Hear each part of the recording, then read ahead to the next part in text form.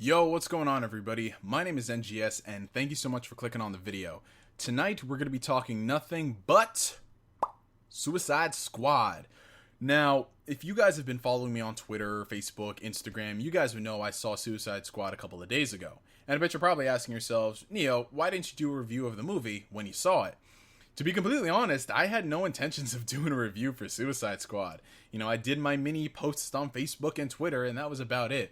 But considering all of you guys wanted to hear my raw, unfiltered, and extended thoughts, I might as well oblige, because there's a couple of things from this film that I do want to discuss in detail. So, Suicide Squad. Now, it's no shocker to anybody that I've been rather critical of the DCEU, the DC Extended Universe, the DC Expanded Universe, whatever people want to call it these days. I have not been fond of the direction that Zack Snyder, Warner Brothers executives have been taking this universe. Mainly because I was such a big fan of Man of Steel. Man of Steel was one of my favorite Superman movies because of what it set up for the future. And just to see all of that thrown to the wayside in favor of hyping up Batman and the Justice League, it was a bit disheartening. And the direction that they've been taking the movie since has not really, I haven't gained a lot of confidence.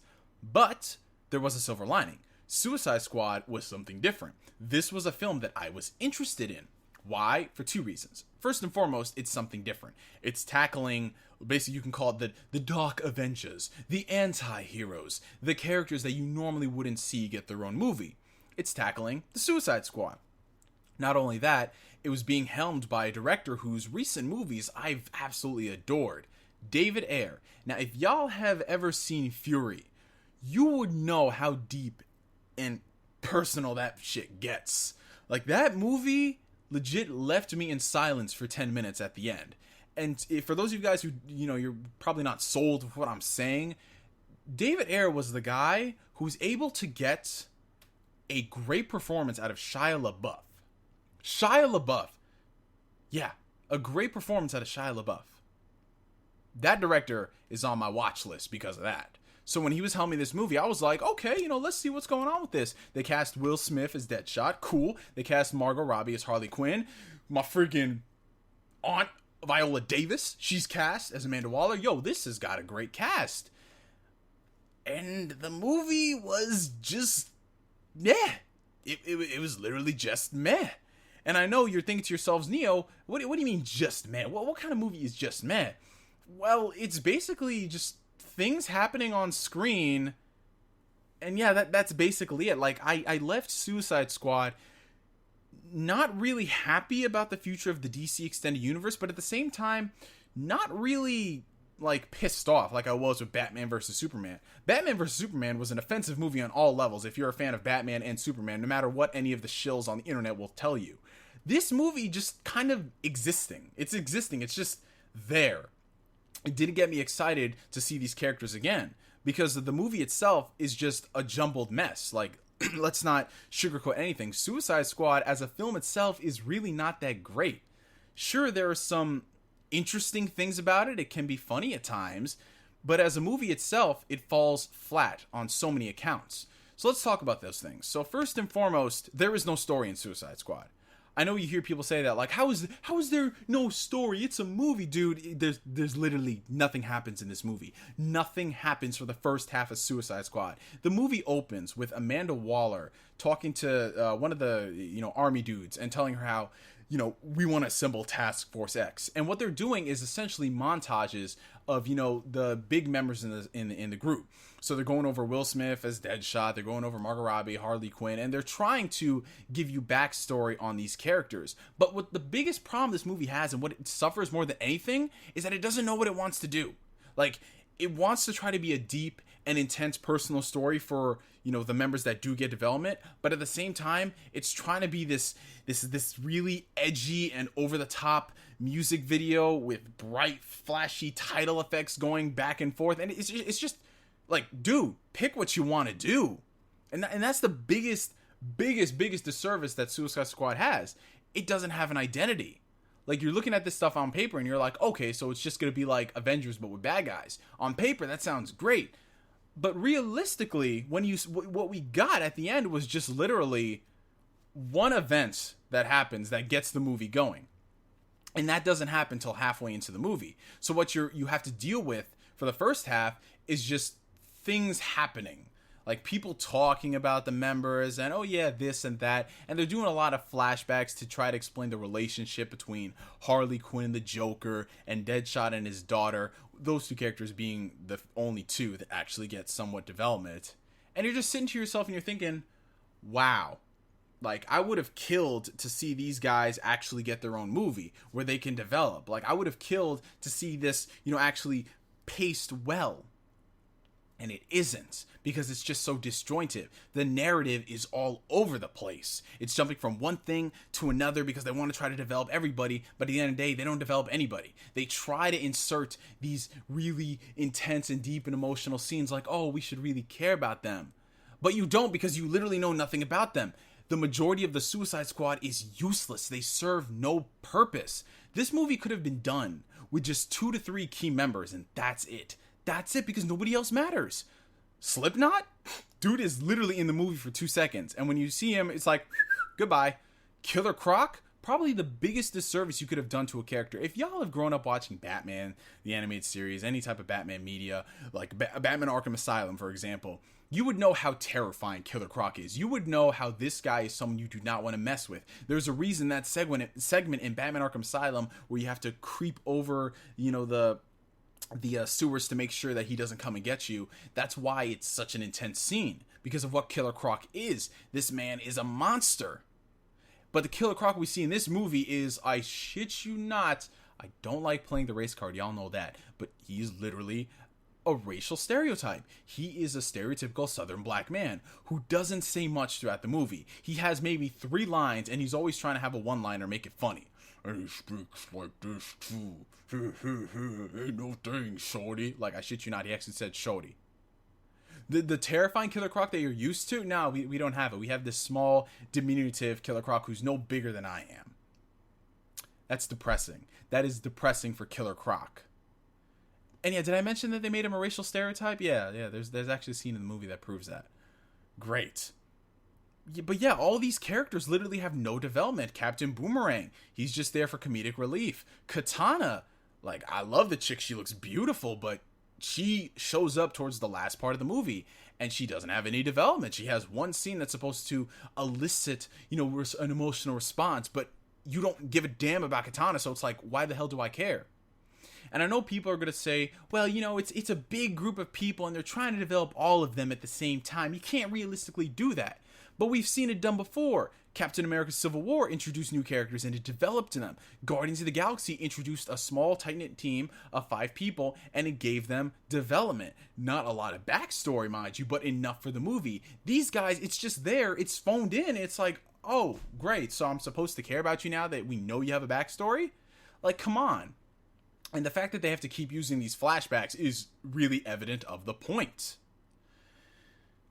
So that's just the biggest problem. It's like, none of these characters I care for. You literally could have written half the team out and it wouldn't have mattered. And speaking of characters who are in the movie and they play no purpose, they serve no purpose whatsoever, let's talk about Jared Leto as the Joker. Now, this is something that you cannot refute. This is something that we've seen since the second they announced he was playing the Joker. What did we keep hearing nonstop? We kept hearing how this is going to be one of the most deepest and complex Jokers that have ever been on screen. Jared Leto himself said it was Shakespearean, the stuff he was doing for the character. And we heard all of these reports, these accounts from cast members, how he got really into the role and he sent them weird things like dead rats and filled condoms and stuff and all this stuff that, mind you, is not like the Joker. What do we get in this movie? Joker's on screen for 7 minutes. And when he's on screen, he's not interacting with anybody. He's text messaging Harley Quinn. Yeah, that's Joker. And when we see him, it's in flashbacks and towards the end of the movie. That's it. That's Joker. And before anybody comes in the comments and says, well, most of his scenes got cut. You didn't know what he could have done in those things, man. He only had a little bit of time to work with. Spider-Man in Civil War. That's all I can say. If you're going to introduce an established character in a short amount of time and you want to make him have an impact, Spider-Man in Civil War. And I know people are going to flame me and say, Marvel fanboy, but listen, they've done it. It's been seen before. Here, literally nothing. You could have cut out all the Joker scenes and this movie would have been exactly the same. Exactly the same. And that's the biggest problem, because if you can cut all this stuff out, what's your movie? What's its purpose? What purpose does it serve? But let's move into some of the more positive aspects of the movie. The actors themselves are actually pretty good. Will Smith playing Will Smith, acting as Deadshot was great. Will Smith is a likable actor, regardless of whether or not you like him using his career to kickstart Jaden and Willow Smith. Nobody does. But you can't refute the fact that Will Smith is a really charismatic actor. Same thing for Margot Robbie as Harley Quinn, and Amanda Davis, wow, I'm getting all of my names confused. Viola Davis as Amanda Waller. Like, they all did a great job in their roles. Heck, even Jai Courtney as Captain Boomerang. You know, he's literally just there for the jokes and all that stuff, but even Jai Courtney did a passable performance in this film. But that's essentially it. That's literally it. Like, the characters are likable, sure, but why? Why? Okay, you're likable, great. Why should I like you? What are you about to get into that's going to make me go, wow, this is really, really going to get me excited to see you again? Nothing. Because literally nothing happens in this movie until the half of the film where the Enchantress starts to do her little thing, and that's what kickstarts everything. The Enchantress. Who's the Enchantress? Do we care about the Enchantress? No, we don't care about the Enchantress. She just does her thing, and I'm going to take over the world now. They used to worship me, and now they will worship me again. Literally, that's it. That's the villain's motivation of the film. That's it. And so Amanda Waller, who's assembling Task Force X, has to kickstart that shit and then puts them out there to do their thing. And that's literally it. Like, it works so well on paper. Like, you hear that they're going to be doing this, like, type of movie, and it's like, okay, this is going to be great because, you know, the idea is there. But the execution was just so sloppy. And it just comes off to me as literally the most edgiest comic book movie I've ever seen. Right down to the excessive use of colors and the title effects, to the random songs that each character gets in the film. You see, this is something that I know people are going to bring up. You know, it's ripping off Guardians of the Galaxy. But the thing is, it's not even a rip-off of Guardians of the Galaxy. It just didn't know why the music in Guardians of the Galaxy worked. The reason why Peter Quill's mixtape was such a big deal was because not only was it a memento from his mom, but each of the songs on that mixtape coincided to the things that they were going through in the movie, and towards the end of the film, it brought them together. That's why the Awesome Mix Volume 1 or whatever made sense, because it was built into the movie. Here, you're just getting random songs like You Don't Know Me, the new version with Grace and G-Eazy, and then you have Eminem playing out of the blue, and then Skrillex and all this stuff. It's just like, really? Really? And mind you, all this stuff happens in the span of like 5-10 minutes. Like, they keep jumping from song to song. Wow. But going back to Jared Leto as the Joker, this was a character who was hyped up like no tomorrow in the media, how he's gonna kill it. Not only is he not in the movie for that long, but when he's in the movie, he acts nothing like Joker. Literally nothing like Joker. He's just this wannabe gangster pimp who's just sitting there having people kiss his rings and stuff. Like, When they said that Joker was inspired by the drug lords on Instagram, wow, they said a mouthful. They seriously did. Oh, God. But yes, ladies and gentlemen, that was my review for Suicide Squad. Like I said, I ragged on this movie for like 14 minutes straight. Because that's what it is. It's just meh. Like, it's not doing anything good. It's not doing anything to get me excited for the future of these movies. And I think the only reason why people are giving this movie a pass is because it's not as bad as Batman vs. Superman. Guys, listen, I admit to myself, this movie is not as bad as Batman vs. Superman, but that doesn't automatically mean we should give it 7s and 8s out of 10s. We should be expecting more from these movies. This isn't the 1990s anymore where we're excited to see Mr. Freeze on screen. Well, I don't think anyone was excited to see Batman vs. Robin. Or Batman and Robin. But yeah, guys, we should demand better. Likewise, we should demand better from Marvel. We should demand that they don't kill off their villains, which they're starting to realize now is a good idea. Keep the villains alive. We should just demand better as comic book fans. We shouldn't just accept that these are the characters and, we just need to let them do their thing for a few years, trials and all that stuff. Guys, they've had 3 movies. One of which being their biggest team-up film, Batman and Superman in the same movie, and they couldn't get it to work. It isn't a critic problem. It isn't a fan problem. It's an internal problem. It's a conflict. They don't know what they want to do. They just are chasing the dollar bill instead of creating good quality movies.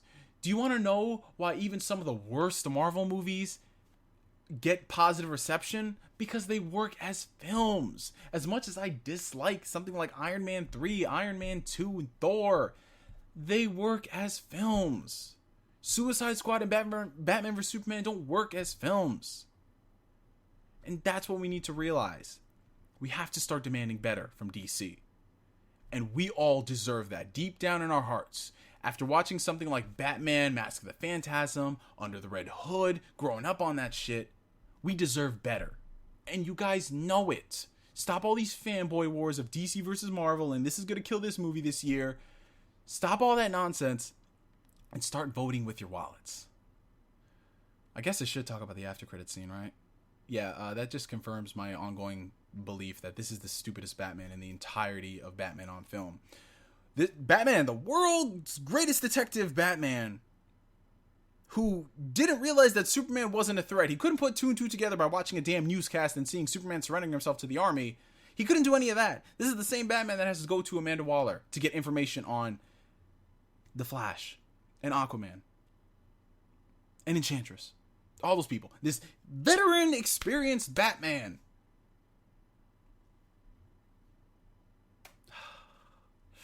I weep for the future of these movies. That's all I can say. Anyways, for me for now, my name is NGS signing out. And like always, I will catch you guys later. Peace.